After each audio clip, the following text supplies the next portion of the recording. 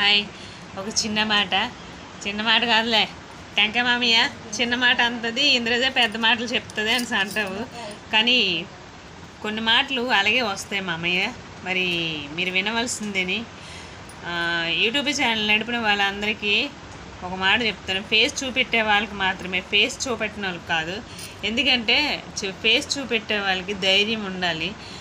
పబ్లిక్లోకి రావాలంటే నిజంగా చెప్తున్నాను, కొన్ని మాటలు పడతాం. ఏ చాలా మాటలు చాలా రకాలుగా అంటారు.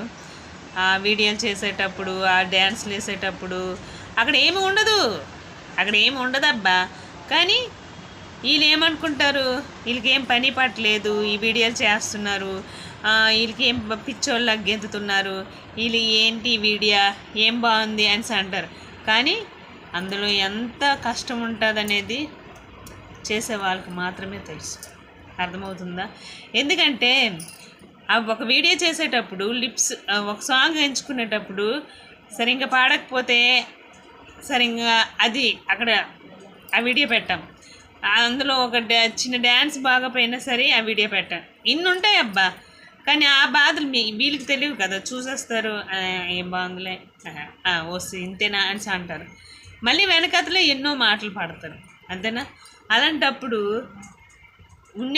ఇంత చిన్న టాలెంట్ అయినా, ఎవరి టాలెంట్ ఎవరి సొత్తు కాదు.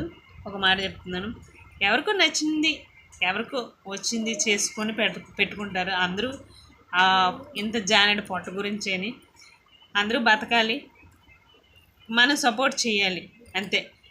ఒక లైక్, ఒక కామెంటు ఏమైపోయింది నన్ను అడిగితే? నేను ప్రతి ఒక్క లైవ్లోకి వెళ్తాను, ఒక కామెంట్, ఒక లైక్ ఇచ్చేస్తాను, వచ్చేస్తాను. ఏమైపోయిందబ్బా? మంచిది, పలానా ఒక ఆవిడ వచ్చింది, మంచిగా పెట్టింది, వెళ్ళిపోయింది అని చెప్పుకుంటారు, అంతేనా? ఇంకా అందులో ఏముంది? కానీ కొన్ని మాట్లాడతారే, వాళ్ళకి చెప్తున్నాను, అలా మాట్లాడకండి. ఏదో వాళ్ళకి ఉన్నది వాళ్ళు చేసుకుంటున్నారు.